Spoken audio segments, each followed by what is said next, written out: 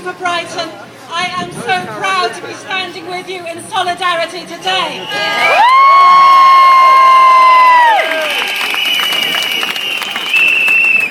And we're here to say that we have a message for this government, and that is enough is enough. It is absolutely wrong that working people are made to pay more in, to work longer hours and to get less out. It is scandalous that the FTSE 100 directors are seeing their pay increase by 49% while the rest of us are struggling. And it is obscene to force the poorest to pay for an economic crisis that they had nothing to do with and which is hurting women hardest of all.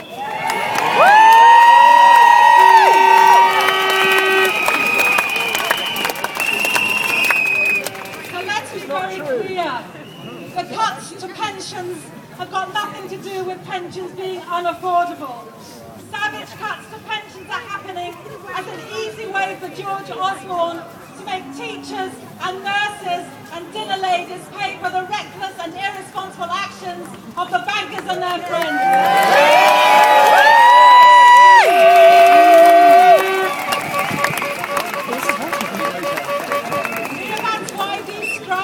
So important. They're not just about protecting individual workers and their pensions.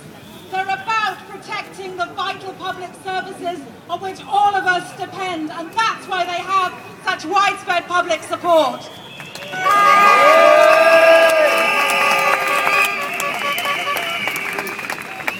Now, you might have seen the Murdoch press say that your action to defend your golden pensions, they say, are reckless and selfish. According to David Cameron, they're the height of irresponsibility. Well, we've got news for the Prime Minister. It is his government that is acting irresponsibly. It is his government that is inflicting huge damage on this economy.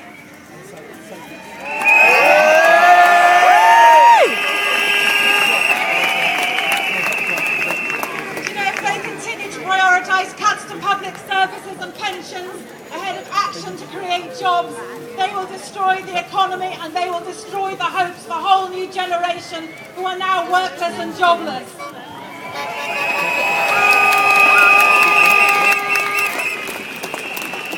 One message I want to leave you with is this: do not let the government try to divide us. Ministers will say that public sector pensions are better than those in the private sector. But attacking public pensions is simply a race to the bottom. We are marching here for working people, public and private alike. And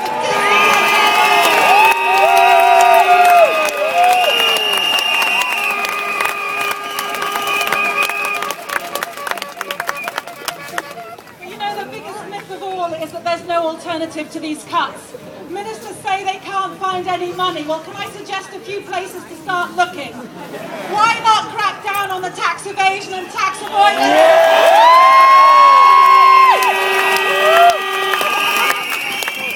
Yeah, this is very rational. The Robin Hood tax, which even in the UK alone could create £20 billion a year. And we cancelled Trident replacement, which would save us £100 million.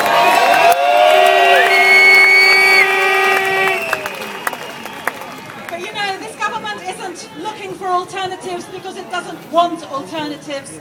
It has an ideological position to shrink the state and cut welfare.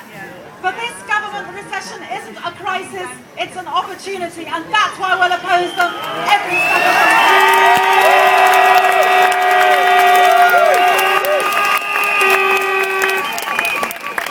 I just want to end by thanking you so much for being here today. I know many people are here who have never taken strike action before, but who feel driven to it by the actions of this government.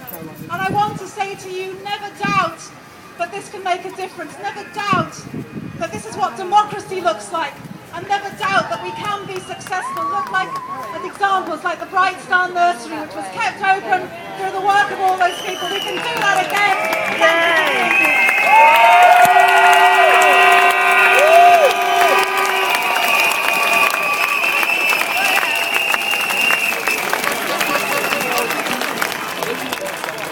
Just while our next speaker, Hazel, comes up,